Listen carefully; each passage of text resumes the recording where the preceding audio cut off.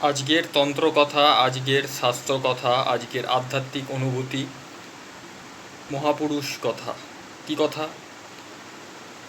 আমাদের প্রত্যেকের বয়স প্রতিদিন বাড়ছে, নিয়ত বাড়ছে। আমরা প্রত্যহ আমাদের জীবনের শেষ দিনের দিকে এগিয়ে যাচ্ছি একটু একটু করে, প্রত্যেকে।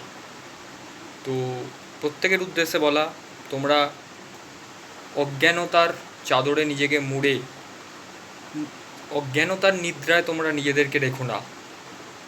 সবসময় জ্ঞানের পথে তোমরা থাকো, জ্ঞান আহরণ করো, নিজের মধ্যে জ্ঞানের শক্তি সঞ্চার করো। প্রত্যেক ভক্ত শিষ্য, যারা আমাকে, আমার ফলোয়ার্স, বা যারা আমাকে ভক্তি শ্রদ্ধা করো, বা আমার যারা শিষ্য শিষ্যা, যারা আমাকে মনে করো আমি তোমাদের কিছু জানাতে পারি, তোমরা আমার থেকে কিছু জানতে পারো, প্রত্যেকের উদ্দেশ্যে বলছি। দেখো, একদিন তো আমাদের সবাইকে, প্রত্যেককে চিরনিদ্রায় চলে যেতে হবে। প্রত্যেককে চলে যেতে হবে চিরনিদ্রায়। তো পরজন্ম তো নিশ্চয়ই আছে, আমি সেই বিষয়ে যাচ্ছি না।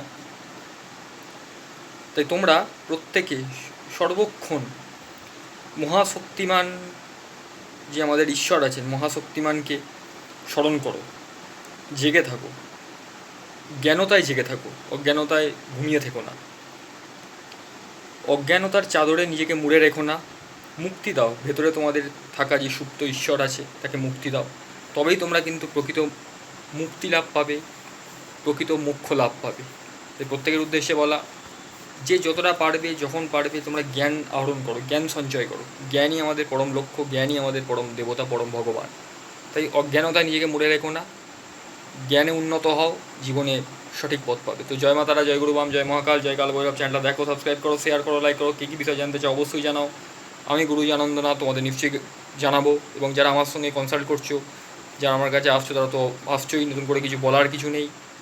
তো যারা মাতৃমন্ত্রে দীক্ষা গ্রহণ করতে চাও, মাতৃ সাধনা হাতে কলমে শিখতে চাও, আমাকে গুরুকরণ করতে চাও, গুরু হিসেবে নিজেদের মনোমন্দিরে রাখতে চাও, অবশ্যই আমি আছি তাদের জন্য। ভালো থেকো। জয় মাতারা, জয় গুরুবাম, জয় মহাকাল, কাল ভৈরব, গুরুবাম, ভালো থেকো।